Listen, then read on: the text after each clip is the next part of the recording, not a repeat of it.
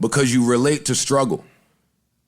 Like, if your struggle can identify with somebody else's struggle, and you see how they're coping with it, and you see how they bodying shit out here. This guy, he was killing shit, but he was in pain. And I seem to have this ability to be able to spot that guy in a fucking crowd. The price of this life we are living, especially now, has become more and more daunting, hasn't it?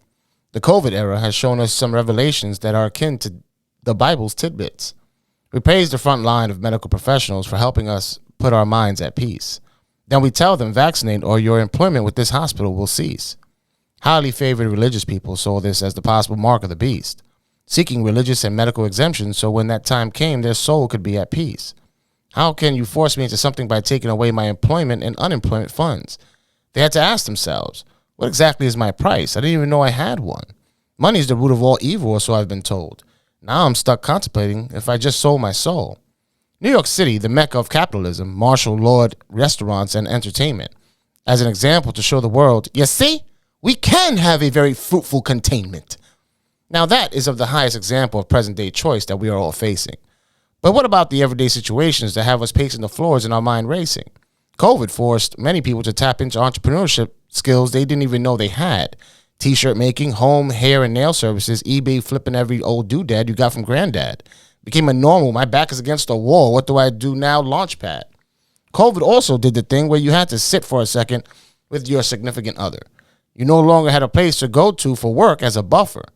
And you had no choice but to discover who you called lover. Most of you uncovered this was someone you would rather smother.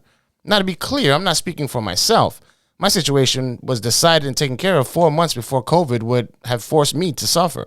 Check out episode 1 to 100 if you ever feel the need to rediscover. COVID came and unemployment and divorce rates skyrocketed.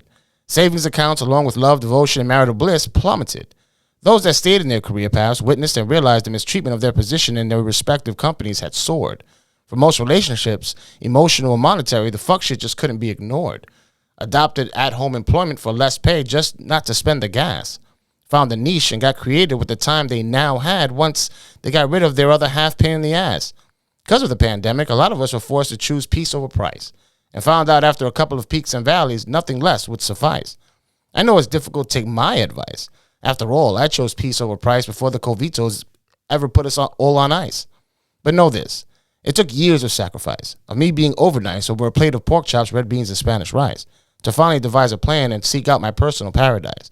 My value was severely underpriced, and that is why I am ever so precise when executing the concept of choosing peace over price. Kind of know about some of the struggles in the darkness. I understand the smile, and I understand this movement, and I understand the freedom, and I understand the interviews where he's saying, yo, don't ask me how I prepared for this role. You wouldn't get it.